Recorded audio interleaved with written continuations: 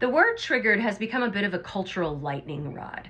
It's used in memes, thrown around in casual conversation to describe minor annoyances, and sometimes used as a punchline. But in the world of clinical psychology, being triggered is a specific biological event. It isn't about being offended. It's about your hardware misinterpreting the present as the past. We all have triggers, okay? But if you've ever found yourself overreacting to a small comment or feeling a sudden urge of panic in an otherwise safe place, or maybe snapping at someone you love over something that is relatively trivial, you've likely experienced a trigger. Here's what's actually happening inside your system, though. First, the amygdala hijack is going on. So think of your brain as having an internal CEO, that prefrontal cortex, and a security guard, the amygdala, which is deep inside the brain, processes emotion.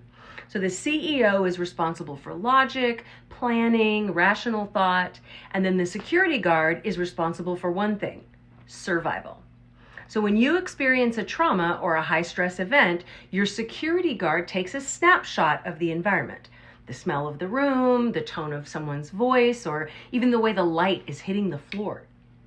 A trigger is when that security guard then sees one of those snapshots in your current life and sounds the alarm.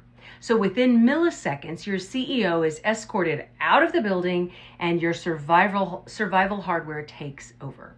So this is why you can't think your way out of a trigger in the moment. Your logical brain isn't even online yet. It's also a time travel error. So the most important thing to understand is that a trigger is a time travel error where your nervous system doesn't realize it's 2026.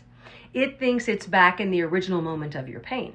Your heart races, maybe your breath gets shallow, maybe your mouth dries out, your muscles tense because your body's preparing for a fight that ended years ago. So how do we update the software? I'm going to give you 3 steps to handle a trigger when it hits. First, acknowledge the hardware. So instead of shaming yourself for overreacting, label the event. Tell yourself, my security guard is sounding the alarm. This is a physiological response, not a current reality. Number 2 is the 5-5-5 rule. So to bring your internal CEO back online, you have to stabilize the hardware. So find 5 things you can see, 5 things you can hear, and 5 things you can feel.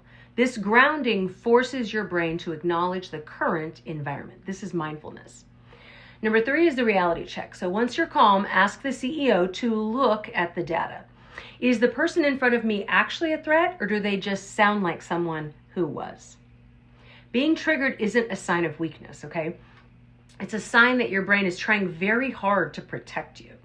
So the goal isn't to never be triggered again. Like I said, we all have triggers.